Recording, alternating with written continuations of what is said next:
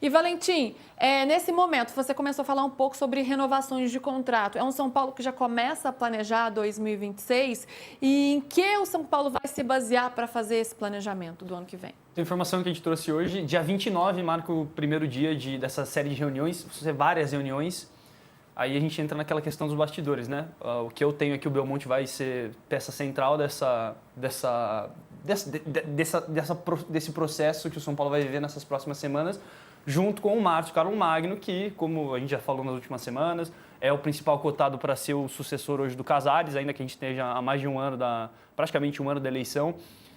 Então, assim, vai ser interessante ver os próximos dias, porque é difícil a gente falar de ambiente agora, sendo que o Carlos Magno e o Casares começaram a despachar do CT só na terça-feira. E a gente, literalmente, ainda não começou oficialmente o processo de renovação de contrato, de planejamento para 2026. Então, por hora, as coisas seguem caminhando num início de processo. Então, é difícil a gente falar como é o clima, se o clima... exatamente como adjetivar esse clima, porque não começou ainda, de fato, o processo. Quando começar o processo, a gente pode falar com um pouco mais de veemência. Mas é aquilo que a gente já vem falando nesses últimos dias. Não existe uma ruptura entre diretores do São Paulo. O que existe hoje é um incômodo dos bastidores, por tudo que a gente tem falado. Inclusive, a presença do Carlos Magno é vista por partidários do Belmonte e como uma pedra no sapato, foi essa aspa que eu vi, mas que não é ainda algo que gere uma ruptura total. Ainda há interlocução, eles ainda almoçam juntos, eles ainda assistem jogos das categorias de base juntos, eles ainda fazem o planejamento juntos. E o Belmonte, inclusive, é peça central, isso que eu tenho escutado. Uhum. Acho que esse cenário vai ficar mais claro, um pouco mais claro com a proximidade da eleição, né? E do ano que vem, para a gente ver aí o andamento dessas relações aí pelo lado do Morumbis. Agora, em meio a isso tudo, tem jogo, né, gente? São Paulo tem que entrar em campo também. Ainda tem 2025, tá pensando em 2026. A gente já está aqui meio até que fazendo um balanço desse ano, com caras, assim, uma cara meio melancólica desse São Paulo, mas ainda tem objetivo em jogo, né? Porque quer brigar por uma vaga na Libertadores. Vamos dar uma olhadinha na tabela? A gente tem a tabela aí? Porque o São Paulo enfrenta o Bahia nesse fim de semana, como a gente já falou. O São Paulo hoje é o 9º colocado com 38 pontos e pega um Bahia que está aí brigando por vaga no G4. Está em 5º com 49 pontos, está aí na 3 do Mirassol, de olho nessa vaga no G4. Goleou o Grêmio, o time do Rogério Ceni. E aí, Mussete, como que você vê esse confronto desse São Paulo, né, tão esfacelado aí, com tantas dificuldades, joga em casa recebendo um Bahia do Rogério Ceni, que não é fácil? O aproveitamento do Bahia, do Ceni, não é muito bom nesse tipo de jogo, né? Contra o São Paulo, Morumbis, enfim. Mas dentro do que as equipes têm jogado, eu apostaria no Bahia. Eu venho frisando aqui no programa que eu não vejo o São Paulo brigando por vaga na Libertadores. Eu vejo aquele final de festa, aquela melancolia e poucos pontos conquistados. Não vejo o São Paulo brigando contra o rebaixamento, acho que pontua suficiente, tem 2 ou 3 jogos ali que pode vencer, mas no mais é pontuação para a Sul-Americana e um final de ano muito triste. Eu me surpreenderia muito se esse São Paulo brigasse por essa vaga na Libertadores até o final. Para você, dá ainda, Júlio? É algo que dá, né, gente? Até porque a gente não sabe se vai ser G7, G8, vai depender de Copa do Brasil, de Libertadores também. Mas ele, né, vai ficando um fim de ano aí meio ruim, a vaga no G4, essa sim tá distante. Olha, a gente não sabe qual vai ser o tamanho da Libertadores. Essa que é a história, né? Se nem Flamengo nem Palmeiras for campeão da Libertadores, aí eu acho que fica bem difícil para o São Paulo mesmo. Porque aí a gente teria no máximo 7 vagas, né? Considerando que o campeão da Copa do Brasil vai ser o Cruzeiro, que está lá no topo, abriria uma vaga a mais, ou Fluminense ou Vasco, ambos com possibilidades de... Nesse momento estão os dois na frente do São Paulo na tabela, e a impressão que passam é que ficarão na frente do São Paulo na tabela, ou o Corinthians, que está atrás, mas que acho que também passa a impressão que vai acabar o campeonato na frente do São Paulo. São 2 pontos só que separam, Então, o Corinthians está com Copa... 36 e o São Paulo com 38, Júlio.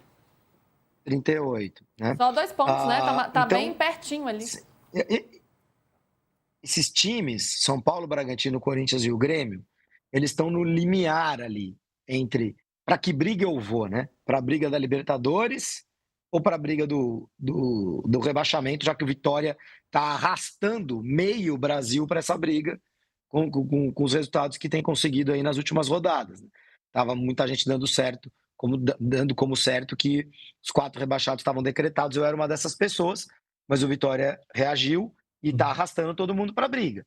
Santos, Atlético Mineiro, Inter e quem sabe Ceará, Grêmio, Corinthians. É que o Grêmio está num viés de alta, não muito alto, um viés de alta. O Vasco nem se fala, né? Foguete. Agora, o São Paulo está num viés de baixa impressionante, né? São 7 derrotas nos últimos 8 jogos, né? Se não estou enganado. Assim, é um viés de baixa, acho que considerando todas as competições, né? No Brasileiro, 5 de 6. É um viés de baixa impressionante. E meus amigos são paulinos estão falando que o objetivo não é Libertadores, não, é 46 pontos para salvar do rebaixamento. Esses são os mais pessimistas, né, Júlio? Eu não acredito que São Paulo vai brigar para não cair, não. Eu acho que tem muita gente para baixo ali. Mas assim, o Galo, o Santos. Mas matematicamente não pode brincar. Sim. Matematicamente não pode brincar, né? Porque. Agora, se são 8 vagas na Libertadores, se ou o Flamengo ou o Palmeiras acaba sendo campeão da Libertadores, nesse momento não está aparecendo muito o Palmeiras, ainda poderia ser o Flamengo. A gente está falando de um 8º colocado que pode ir para a pré-Libertadores. E aí, o 8º colocado, para disputar a 8ª colocação, o São Paulo tem pontuação para isso, né, gente?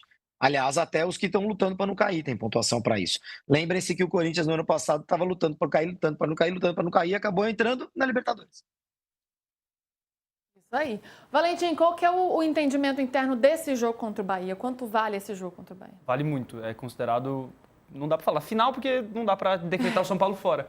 Mas, inclusive, foi o que falaram do Palmeiras e Flamengo, né? O Flamengo venceu a final antecipada e não é líder hoje. Então, mas é visto como um jogo muito importante. É visto como jogo chave. Escutei isso de mais de uma fonte forte, inclusive.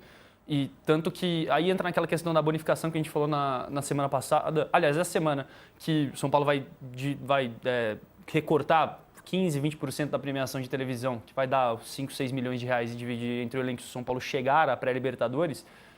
Isso nem foi comunicado ainda ao elenco, porque entende-se que a fase ruim não passou e não é legal falar em premiação em meio a uma fase ruim. Então, se o São Paulo vencer o Bahia e espantar essa draga, pelo menos momentaneamente, o São Paulo pode até falar em bonificação. E eu falo de bonificação porque se não se fala em bonificação, não se fala em pré-Libertadores. Eu acho que se o São Paulo não vencer o Bahia, do Rogério Ceni, eu acho que talvez já comece a fazer um planejamento mais robusto, pensando mesmo em Sul-Americana. Mas, por enquanto, ainda há uma crença de que, por mais seja difícil, dá. Mas esse jogo contra o Bahia vai ser muito, muito, muito importante. E para dar uma animada também, né? Para dar um fôlego ali para esse time, precisa mesmo. Agora, o São Paulo pode ganhar mais um problema, que é ficar sem o Morumbi, hein, gente? Jogos contra o Flamengo e contra o Bragantino já serão na Vila Belmiro. E aí, PVC volta aqui para explicar para a gente essa história.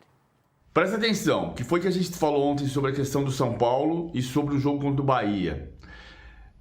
Que pode ser a despedida do São Paulo do ano no Morumbi. Não será, mas pode. Porque tem uma sequência de shows no Morumbi, que indica